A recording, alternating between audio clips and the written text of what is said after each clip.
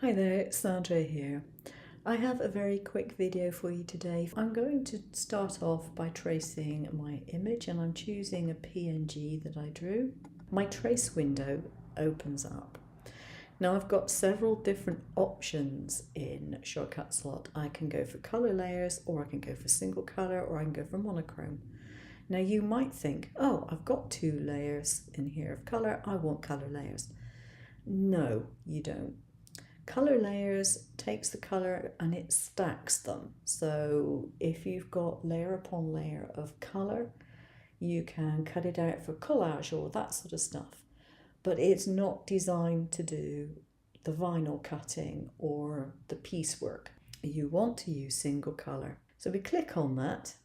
And if you notice, I've still got my blackout setting on because, well, I just have. I mean, I've got solid shapes in any case. But if I didn't have solid shapes, I wouldn't want my blackout on, but I have solid shapes regardless. And all I'm going to do is to click on this swatch here, and then you pick up the color that you want, and you go to update preview, and it shows you with a red line what you're going to be cutting out.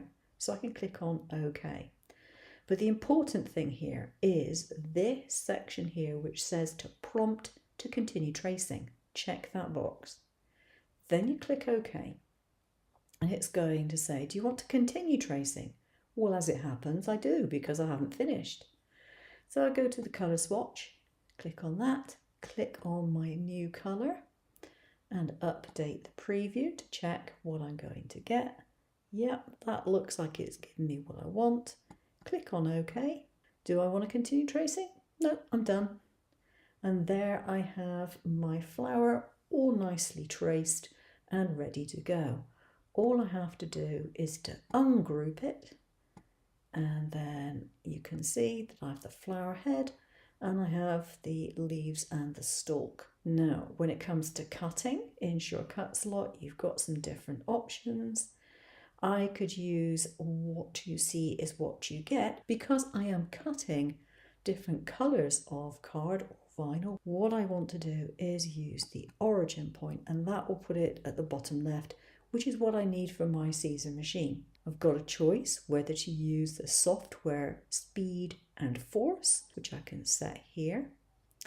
And I also have a choice of cutting the selection only. So if I've got this selected, and that selected, that's all that's going to cut.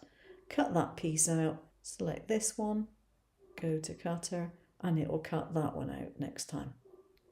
So there it is. Nice and easy to do, no real work involved in that. And it's really, really handy if you have raster images that you want to use for your designs. Thanks for watching. I'll see you soon. Take care now.